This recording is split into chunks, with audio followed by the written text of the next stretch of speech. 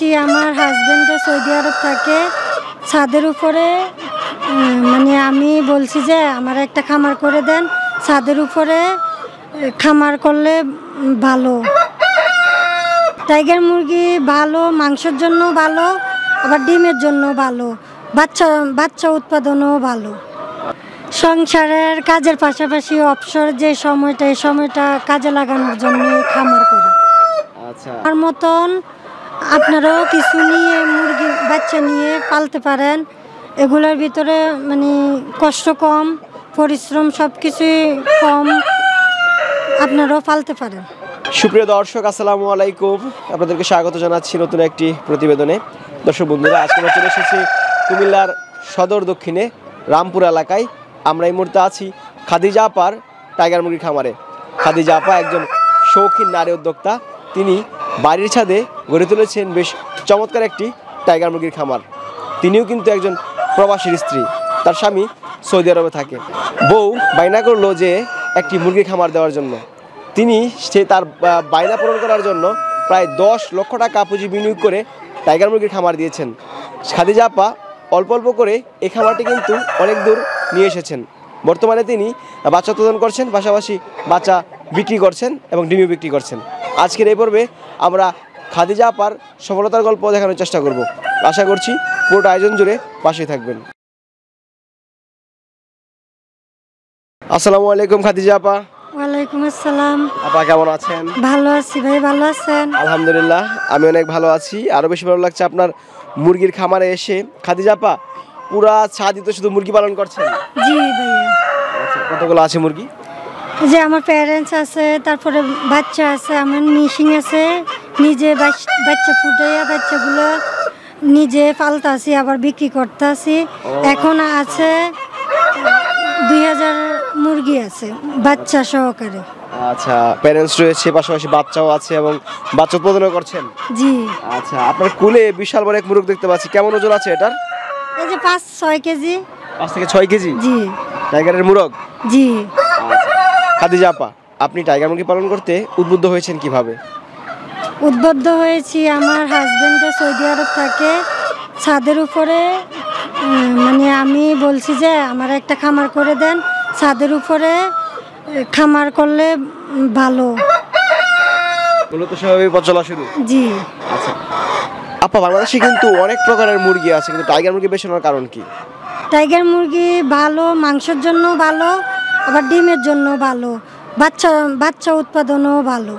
আচ্ছা, আমরা যে প্যারেন্টসগুলো দেখতে পাচ্ছি এই মুহূর্তে, এগুলো কত মাস বয়স চলছে?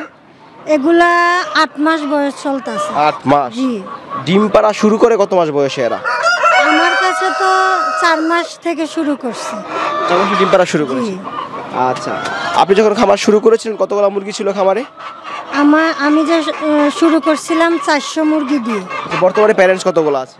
বর্তমানে প্যারেন্টস 250 আছে। 250 প্যারেন্টস রয়েছে? আচ্ছা আপা, আপনি মুরগটা ছেড়ে দেন, এটা তো যে কোনো সময় অ্যাক্সিডেন্ট করে ফেলবে। আচ্ছা, প্রতিদিন কি পরিমাণ ডিম পান? প্রতিদিন 200 মতো ডিম পাই। 200 ডিম পান? জি। আচ্ছা খাদিজা আপা, সংসারের কাজের পাশাপাশি মুরগির খামার একটু কষ্টসাধ্য কিন্তু। জি। কি কি ধরনের কাজগুলো করে? এই যে খামার পরিষ্কার রাখা, কাঠের গুঁড়াগুলা সবসময় পরিষ্কার রাখা, যাতে ভিজে টিজে না যায়, এদিকে খেয়াল রাখা, খাওয়ার দাওয়ার দেওয়া, এতটুকু। সংসারের কাজের পাশাপাশি পরিশ্রম হয়ে যায় না? পরিশ্রম তেমন একটা বেশি নাই, মানে এগুলা সংসারের পাশাপাশি টাইগার মুরগিও পালন যায়। আচ্ছা আপা, একটা বিষয় লক্ষ্য করলাম, কোনো দুর্গন্ধ নেই আপনার খামারে? জি। আচ্ছা, আশেপাশে কিন্তু বসত বাড়ি আছে, দুর্গন্ধ হলে কিন্তু মুরগি পালা সম্ভব না। জি না, আমি কাঠের গুঁড়াগুলা সবসময় মানে সপ্তাহে পরিষ্কার করি, এ কারণে। আচ্ছা আপা, মুরগিকে কি কি ধরনের ভ্যাকসিন করেছেন? সব রকমের ভ্যাকসিনে করছি। সব ভ্যাকসিন করা আছে? দর্শক, আমরা এই মুহূর্তে আছি একজন প্রবাসীর স্ত্রীর খামারে। আপনারা যদি কেউ আসেন অবাক হয়ে যাবেন। বাড়িতে যে ছাদ রয়েছে, পুরো ছাদ কিন্তু মুরগিয়ে পরিপূর্ণ। আপা, আপনি ট্রেনিং নিয়েছেন খামার করার আগে? জি না। ট্রেনিং ছাড়াই? জি। ভয় কাজ করেনি? ভয় তো একটু কাজ করছিল, এরপরও মানে চেষ্টা করছি। এই মুরগির খামার দেওয়ার পরে কি কি সমস্যার সম্মুখীন হয়েছেন টাইগার মুরগির খামারে? সমস্যার সম্মুখীন হয়েছিলাম যে আমার একটা ভাইরাস আইছিল, ভাইরাসে অনেকগুলা মুরগির ক্ষতি হয়েছে। এখন আলহামদুলিল্লাহ এখন মোটামুটি ভালো। ভাইরাসটা আপনার কি কি ক্ষতি করেছে? মুরগি মারা গিয়েছিল? কয়েকটা মারা গেছিল, পরে আমি ডাক্তার দেখাইয়া ট্রিটমেন্ট করনে মানে বাচ্চা মুরগিগুলা সুস্থ হয়েছে হয়ে আলহামদুলিল্লাহ। গেছে আলহামদুলিল্লাহ। আচ্ছা, কি কি সুবিধা আছে এই মুরগির খামারে? মুরগির খামারে সুবিধা যে ডিম ডিম উৎপাদনও ভালো, তারপরে ডিম মেশিনে দিলে বাচ্চাও ভালো হয়। এবং এদের মাংসটা অনেক বেশি। জি, মাংস বেশি হয়, আবার মাংসের চাহিদাটাও বেশি। আচ্ছা, ভাইজান সৌদি আরব থেকে কত বছর? এই তো 18 বছর। 18 বছর? জি। আচ্ছা, তো উনি তো এক যুগেরও বেশি সময় সৌদি আরবে কাটিয়ে দিয়েছেন, তো আপনি বাড়িতে তো পরিশ্রম না করলেও তো পারেন। সংসারের কাজের পাশাপাশি অবসর যে সময়টা, এই সময়টা কাজে লাগানোর জন্য খামার করা। আচ্ছা, কত টাকা বিনিয়োগ করেছিলেন খামারে? এই তো মানে আপনার যে ঘর রয়েছে এবং মুরগি কেনা বাবদ কত টাকা খরচ হয়েছে? সবকিছু 10 লাখের মতন। 10 লাখ টাকা? জি তাহলে ভাইজান তো অনেক টাকা বিনিয়োগ করে দিয়েছে আপনাকে। জি। আচ্ছা, এই পর্যায়ে এসে কি মনে হচ্ছে যে 10 লাখ টাকা বিনিয়োগ করা হয়েছে খামারে, এই খামার থেকে যে ফিডব্যাকটা আপনি পাচ্ছেন এটা দেখে লাভবান হতে পারবেন কিনা? ইনশাআল্লাহ দেখি, আশা আছে। বাচ্চা বিক্রি হচ্ছে? জি, বিক্রি কত হচ্ছে। টাকা করে বাচ্চা বিক্রি করেন? বাচ্চা বাজারের রেট যখন যা তাই বিক্রি করি। বাজারে যা থাকে তাই বিক্রি করেন? জি।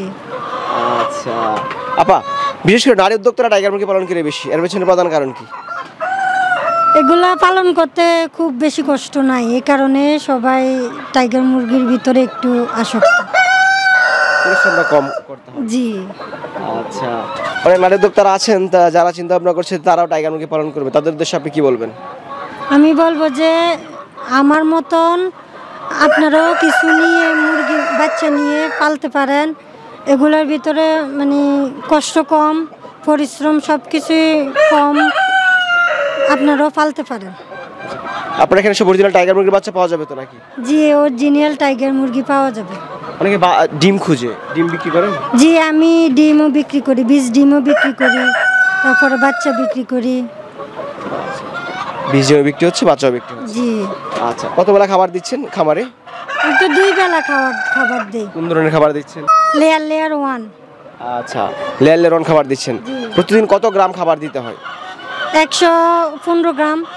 115 গ্রাম। আচ্ছা, তাহলে খাবার বিষয়ে বেশ অভিজ্ঞ আপনি, জি।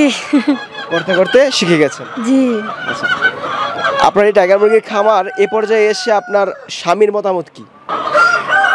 উনি আমাকে বলছে যে মানে আরো দেখো পালো, ভালো, যেহেতু টাইগার মুরগি পাললে ভালো তোমার।